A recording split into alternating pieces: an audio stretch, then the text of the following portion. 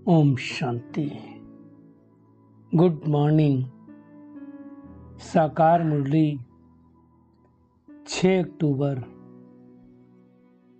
2025। बाबा का मीठा मीठा पत्र हम मीठे मीठे बच्चों के मीठे मंथन के लिए। मंथन शुरू करने से पहले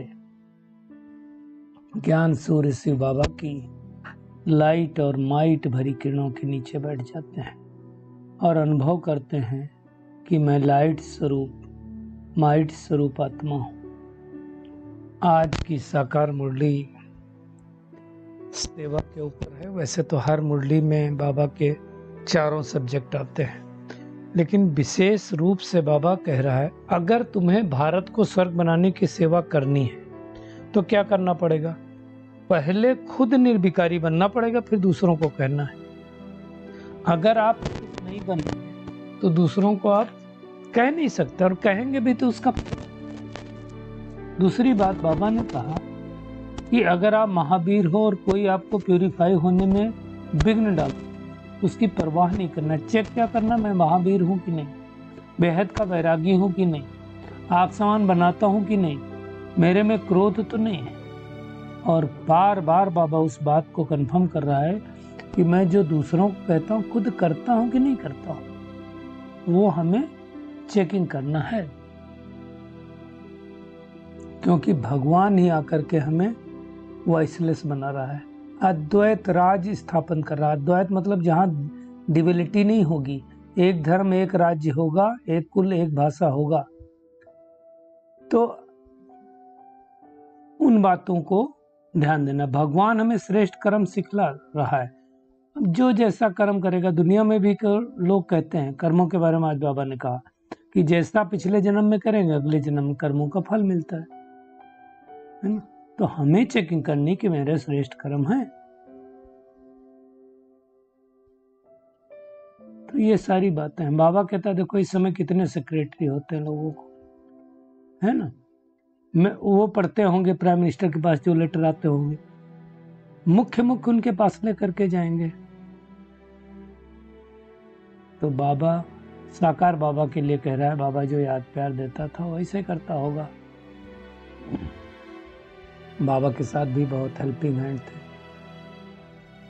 बाबा ने कहा, तुम्हारे में भी कोई ऐसा है जो बाप दादा का पत्र देख करके एकदम रोमांच खड़ा हो जाता होगा, प्रेम के आंसू आते होंगे। ये बाबा बांधलियों के लिए कह रहा है। बांधलियां तो बेचारी मिल जाए तो बात मत पूछो। तो बाबा बांधलियों को बहुत याद करता रहता है बीच बीच में, क्योंकि बांधलियां सबसे ज्यादा बाबा को याद करती हैं।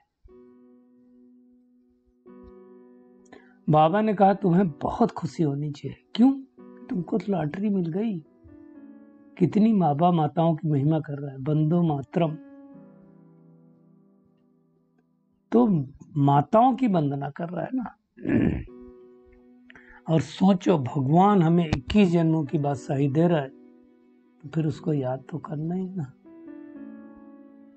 और बाबा ने कहा, जैसे आजकल की दुनिया में जैसे कर्तव्य होता वैसे वेशभूषा धारण कर लेते, तो हमें भी जैसे कर्म करना चाहते हैं वैसे वेशभूषा, वो उसकी हम गहराई में जाएंगे और सबका आदर करने वाले ही आदर्श बन सकते हैं।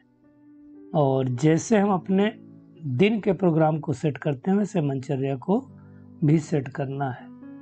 तो ये आज की पूरी मुरली है। हम शुरू करेंगे स्वर्ग बनाने की सेवा। देखो, बहुत सारे लोग देखो इस सृष्टि पर दान करते हैं, पुण्य करते हैं, बहुत कुछ करते हैं, सेवा करते हैं। सेवा सबकी अलग अलग होती। कोई स्वार्थ भाव से करता है, कोई निस्वार्थ भाव से सेवा करता है। सब अलग अलग रीत से करते हैं। हमें स्वर्ग बनाने की सेवा करना है तो पहले क्या करना पड़ेगा? पहले हमें निर्विकारी खुद बनना पड़ेगा। अगर हम बने नहीं और दूसरों को बोलते रहें तो कोई हमारी बात सुनने वाला नहीं। मेरे में क्रोध है, मैं दूसरे को बोलूं तुम क्रोध नहीं करो, तो फिर तो कुक्कड़ ज्ञानी हो गए ना। कुक्कड़ कू बोल करके सबको उठा दिया और बाद में खुद सो गया। वो नहीं करना है। तो हमें पहले अपनी चेकिंग करके चेंज करना है। जैसे पहले भी हमने डिस्कस किया था, वर्थ रिपीटिंग, कि गांधी जी के पास कोई अपने बेटी को लेकर के गई माता और उनसे कहा, बापूजी आपको तो ये बहुत मानती है, आप इसको कह दो गुड़ न खाए, गुड़ बहुत खाती है। बापूजी ने कहा, एक काम करो 15 दिन बाद आना, फिर मैं इसको बताता हूँ। 15 दिन बाद जब वो बेटी को लेकर के गई तो उनको बड़े प्यार से समझाया बापू ने और कहा कि बेटा गुड़ ज्यादा नहीं खाना चाहिए, ये अच्छा नहीं होता, इससे नुकसान होता है। अब ये वाली बात सुन करके माता जी को संकल्प चला, ये वाली बात तो बापूजी पहले दिन भी बता सकते थे, 15 दिन क्यों टाइम लिया? तो उन्होंने पूछा कि भाई आप पहले बार भी बता सकते थे। तब उन्होंने बहुत सुंदर जवाब दी, क्योंकि उस टाइम मैं भी गुड़ खाता था। तो मैंने कहा पहले मैं तो छोड़ूं। तो वही बात है, अगर मैं खुद किसी को कह रहा हूं और मैंने नहीं किया तो उसका कोई मतलब नहीं है। तो पहले अपनी चेकिंग करनी है कि मैं निर्विकारी बना हूं, तब तो मैं दूसरे को बोल पाऊंगा। बाबा देखो क्या कह रहा है, बाबा जो बता रहा है उसको नोट करो, फिर उस पर विचार सागर मंथन कर लिखने में मदद करनी चाहिए कि ऐसा क्या लिखें जो मनुष्य समझे कि भारत स्वर्ग था, अभी नहीं है। भगवान आकर के भारत को वॉइसलेस बना रहा है, तो हम वो वॉइसलेस बने कि नहीं बने? आज बाबा देखो क्या कह रहा है, ईश्वर को मैं ठगता तो नहीं हूं, मैं जो करता हूं सो अल्लाह भी नहीं जानता है। सुनाया था ना वो, रोजे में उपवास रखता था और तालाब में जाकर के पानी पी लेता था और कहता था मैं जो करता हूँ सो अल्लाह भी न जाने। और एक दिन गले में मछली का कांटा फंस गया। तो ऐसा नहीं सोचना, बाबा कह रहा है सोचो ईश्वर को ठगता तो नहीं हूँ। ऐसा थोड़ी कि ईश्वर हमको देखता थोड़ी है, ये मुख से हमारे अक्षर नहीं निकल सकते ना। देखना नहीं है का क्या मतलब भाई? हमने श्रीमत पर भारत को स्वर्ग बनाने में सहयोग देने की बात की है ना, तो हमें करना है। हमें अपने आप को देखना है, सबको नहीं देखना है। तो ये बहुत इंपॉर्टेंट बात। आज तो बाबा कह रहा है 84 जन्मों की सीढ़ी भी बहुत अच्छी, उसका चित्र भी किसी को दे सकते हो, कोई अच्छा हो तो सौगात दे सकते हो। तो हमें कुल मिला करके परमात्मा का ज्ञान सबको देना है, सबको बताना है कैसे हम 84 जन्म ले करके कैसे नीचे उतरे, कैसे भगवान फिर से आकता है। 84 जन्म जब पूरे होते हैं तो परमात्मा तक आता कैसे? साधारण तन में प्रवेश करता है, उसका नाम ब्रह्मा रखता है और उनके द्वारा ब्राह्मण रचता है। नहीं तो परमात्मा ब्राह्मण कहाँ से लाए, है ना? दुनिया में ब्रह्मा विष्णु को दिखाते हैं ना, तो कहते हैं ब्रह्मा ने दुनिया बनाई, कैसे बनाई किसी को पता नहीं। तो इस तरह से भगवान बताता है, बनाता है और फिर सबके नाम बदली करता है। तो ये बातें सब अच्छी तरह से समझा रहा है बाबा, उसको समझना और समझ करके अपने आप को चेंज करना है। आज बड़ी सुंदर बात कही बाबा ने, देखो ठगता तो नहीं हूं। आज बाबा ने कहा अगर कोई विघ्न डालता है तो बाबा कहता है उसकी परवाह नहीं करनी, चेक करो महावीर हूं। महावीर नहीं होंगे तो डालता है तो फिर हम मान लेंगे। सामना करने की भी शक्ति चाहिए। चेक करो बेहद का वैराग्य रखता हूं, वैराग्य है या हद की चीजों में बुद्धि फंसी हुई। कितना आप सामान बनाया हमने अब तक, जब तक बाबा के बने हैं मैंने आप सामान कितने बनाए, वो हमें चेकिंग करनी है। आप समान और बाप समान। हालांकि आप समान बनाने में एक लोचा है। क्या लोचा है कि मान लो आपको क्रोध आता है और अब आपने आप समान बनाने की कोशिश किया, तो वो भी अगर क्रोध करेगा तो बोलेगा इतना तो चलता है ना।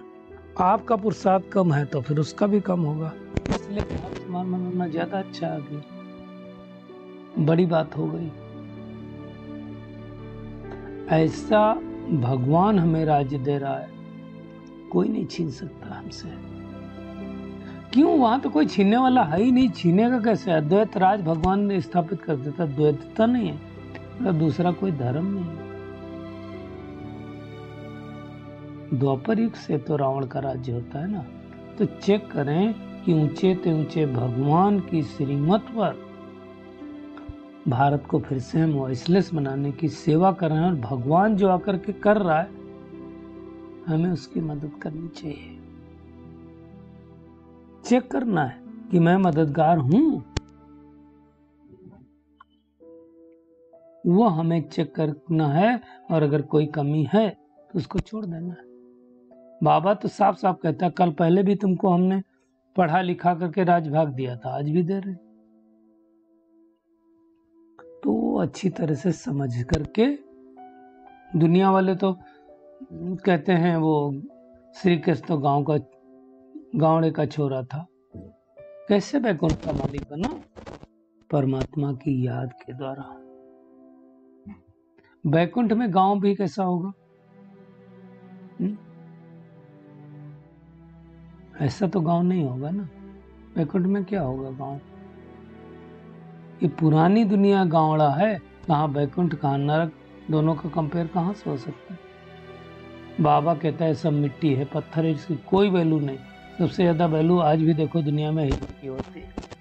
तो सोचो, सतयुग में तो सोने के महल थे, सारी खानियां भरपूर थी, ढेर का ढेर सोना होता है, तो वो खुशी होनी चाहिए, लेकिन मुरझाइश क्यों आती? आज फिर से बाबा याद दिला रहा है कि अच्छे अच्छे रिकॉर्ड रखो, गाने रखो तो खुशी आ जाएगी। नशा रखो कि ऐसा भगवान हमें राज दे रहा है जो कोई ले नहीं सकता है, और वो भी 1-2 जन्म के लिए नहीं, 21 जन्मों के लिए। तो हमें मेहनत करनी है। दुनिया वाले वो विनाशी दान पुण्य करते हैं, हमें अविनाशी ज्ञान रत्नों का दान देना है ना। देखो, हर एक को कर्मानुसार फल मिलता है। कोई कार्मिक फिलॉसफी के बारे में बाबा ने आज बताया, कई बड़े राजा का बच्चा बनता है तो क्या करेंगे? जरूर पिछले जन्म में उसने कोई ना कोई अच्छे कर्म किया होगा। तो हमारे कर्म से जन्म होता है। बाबा ने एक मुरली में कहा, जहां जीत वहां जन्म। जीत मतलब भिखारों पर जीत, ऐसा श्रेष्ठ जन्म। अच्छा, सतयुग में ये भी नहीं कहेंगे कि मेरा ये अगले जन्मों के कर्मों का फल है, नहीं।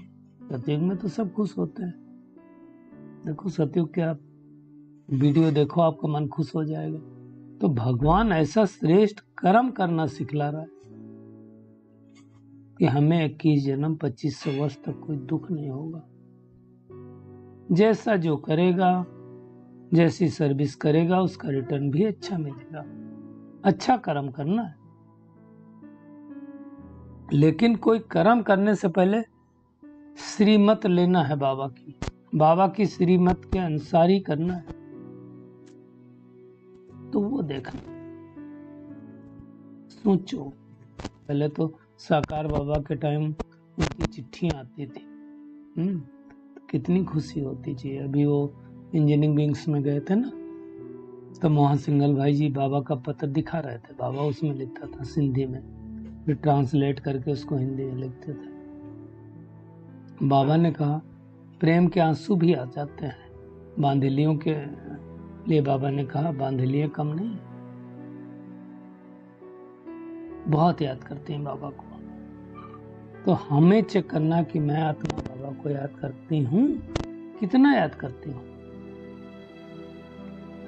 राजयोग सीख रहे हैं, अच्छी तरह से पढ़ेंगे तो डबल सिरताज बनेंगे।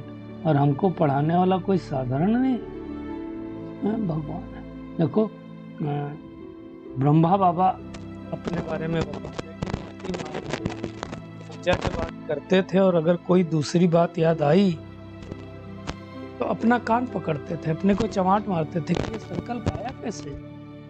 ये मेहनत है, माया के ऊपर जीत पाना मेहनत का काम है। इतना महावीर बने हैं, जब तो हम दूसरे को बोल सकते हैं। हम ही क्रोध करते हों, दूसरे को कहेंगे क्रोध मत करो, क्रोध करना अच्छा नहीं, लज्जा आएगी ना, फिर हम कह नहीं पाएंगे। तो हमें अपना चेक करना है, पंडित नहीं बनना है। नदी पार कर जाओगे और खुद का नंबर आया तो नाविक का वेट कर रहा है, ऐसा नहीं करना है। पहले धारण करना है, फिर दूसरों को कराना है। तो ये सारे मिसाल बाबा क्यों सिखला रहा है? ताकि हम अपने अंदर चेंज करेंगे।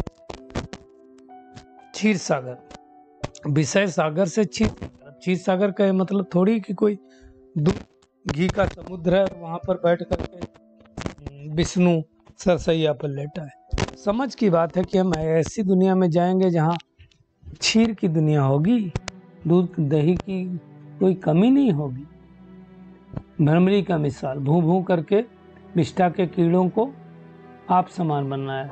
ब्राह्मणियां है ना, तो राशि एक ही हो गई। ये कछुए का मिसाल देता है। ये सारे मिसाल हमारे लिए। ये मेहनत करनी है। बाबा ने कहा इस समय बड़ा भारी कुटुंब होगा। कौन सा? उतना ही भारी होगा जो की दुनिया में आने वाला, उससे तो बड़ा होगा नहीं। ये अच्छी तरह से समझना है और बाबा को याद करना है। बाबा सबसे बड़ा चुंबक है, वही हमें ऊंचे से ऊंचा बना रहा है। जितना याद करेंगे उतना ऊंचे से ऊंचा बन जाएंगे, याद नहीं करेंगे तो नहीं होंगे। भगवान श्रेष्ठ कर्म सिखला रहा है, तो हमें श्रेष्ठ कर्म करना है। देखो एक चीज समझना है, हमारे संकल्पों से हमारा भाग्य बन रहा है, डेस्टिनी बन रही है। कैसे बन रही है? देखो, जो संकल्प आप करते हो, संकल्प के आधार से हमारी वृत्ति बनती और हमारी वृत्ति के हिसाब से फिर हमारी दृष्टि होती है ना, और दृष्टि के हिसाब से फिर हमारे व्यवहार होता है, बोल होता है, और बोल के हिसाब से फिर हमारे क्या होते हैं? कर्म होता है, और कर्म के हिसाब से फिर हमारी डेस्टिनी बनती है। तो अगर हमें अपनी डेस्टिनी को अच्छा बनाना है तो हमें कर्मों पर ध्यान देने से पहले संकल्पों पर ध्यान देना पड़ेगा। संकल्प मेरे श्रेष्ठ हैं कि नहीं है? संकल्प से सृष्टि बनती है, तो उस संकल्पों का मेरे को कितना केयर है वो हमें देखना है। आज के वरदान पे आते हैं। स्थूल देश और शरीर की स्मृति से परे सूक्ष्म देश के बेसवासी हो। बाबा ने कहा जैसे आजकल की दुनिया में जैसा कर्तव्य होता है वैसे वेशभूषा धारण कर लेते हैं। आप देखो, मिलिट्री की ड्रेस अलग है, तो देख करके हमें पता चल जाता है इनका बॉर्डर पे कर्तव्य है तो ऐसी ड्रेस पहनेंगे। पुलिस वालों की ड्रेस अलग होती है, दूर से देख करके पता चलता है। फायर वालों की रेड कलर की ड्रेस होती है, दूर से देख के पता चलता है। डॉक्टर हैं, सफेद कोट पहने होंगे मतलब डॉक्टर हैं, आला डाले होंगे तो उससे पता चलता है। वकील हैं तो काला कोट पहने होंगे तो उससे पता चलता है ये वकील है। तो जैसा जरूरत होती है, जैसा कर्तव्य होता है वैसा वेश धारण कर लेते हैं। आप मतलब हमें भी बाबा कह रहा है, आप भी जिस समय जैसा कर्म करना चाहो वैसा वेश धारण कर लो। अब मान लो मुझे साकारी दुनिया में ज्ञान सुनाना है तो साकारी अवस्था में रहना पड़ेगा। अब अगर किसी को सकाश देनी है तो हम आकारी बन जाए मन बुद्धि में। हमें बीज रूप अवस्था का अनुभव करना है तो परमधाम में चले जाओ, निराकारी बन जाओ। जब ऐसे बहुरूपी बनेंगे तो सर्व स्वरूपों के सुखों का अनुभव करना है। भगवान के साथ हर संबंध का सुख हमें अनुभव करना है और उसकी मेहनत करनी पड़ेगी। बाबा ने कहा यही अपना स्वरूप है। दूसरे के वस्त्र फिट हो या ना हो, लेकिन अपने वस्त्र सहज ही धारण कर सकते हो ना। तो हमें क्या करना है? सूक्ष्म शरीर बार बार धारण करना है। इसलिए बाबा कह रहा है इस वरदान को प्रैक्टिकल अभ्यास में लाओ तो अव्यक्त मिलन के विचित्र अनुभव कर सकेंगे। क्योंकि अब क्या हो रहा है, अव्यक्त में भी हमें अव्यक्त मिलन करना है। व्यक्त मिलन नहीं है तो उसका मेहनत करना है। और सबका आदर करने वाले ही आदर्श बन सकते हैं। सम्मान दो तो सम्मान मिलेगा। ऐसा नहीं है सम्मान मिले तो हम दें, सामने वाला मेरे से प्यार से बात करे तो मैं प्यार से बात करूं, नहीं। क्या करना है? आप पहले दो तो मिलेगा। सृष्टि का नियम क्या है? दो तो मिलेगा, जितना देंगे उतना मिलेगा। तो मेहनत करनी है। और अव्यक्त इशारे में बहुत अच्छी बात बाबा ने कहा, जैसे सारे के प्रोग्राम दिनचर्या परमार्थ सेट करते हैं, कब उठना है, कब ऑफिस जाना है, कब खाना है, कब पीना है, कब सोना है। तो ऐसे बाबा क्या कह रहा है, अपनी मनसा समर्थ स्थिति का प्रोग्राम सेट करो, तो क्या होगा, कभी अपसेट नहीं होंगे। मनचर्या के बारे में कितनी बार बाबा बोलता है। तो क्या मेरी मनचर्या फिक्स है? नहीं है तो करो। बाबा ने कहा जितने अपने मन को समर्थ संकल्पों में बिजी रखेंगे तो मन को अपसेट होने का समय नहीं मिलेगा। ये एक चीज हमें ध्यान देना है। अगर हमें शक्तिशाली बनना है, पावरफुल बनना है, नॉलेजफुल बनना है, सक्सेसफुल बनना है, तो क्या करना पड़ेगा, अपने आप को निगेटिव सोचने का मौका ही नहीं दो। इतना खुद को बिजी कर दो, खुद के मन को बिजी कर दो कि अपसेट होने का टाइम नहीं। अब जो मन सदा सेट रहेगा, एकाग्र रहेगा, तो अच्छे वाइब्रेशन भी फैलेंगे और सेवा भी अच्छी होगी, तो अपसेट होने का कोई मौका ही नहीं मिलेगा। तो हमें ये बहुत अच्छा लगा मेरे को अव्यक्त इशारा, इसको करना है।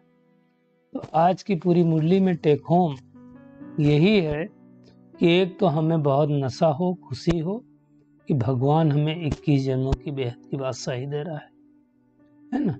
तो हम भगवान के वारिस बने, उनको याद करना है, पवित्र बनना है, और याद करके भगवान जो भारत को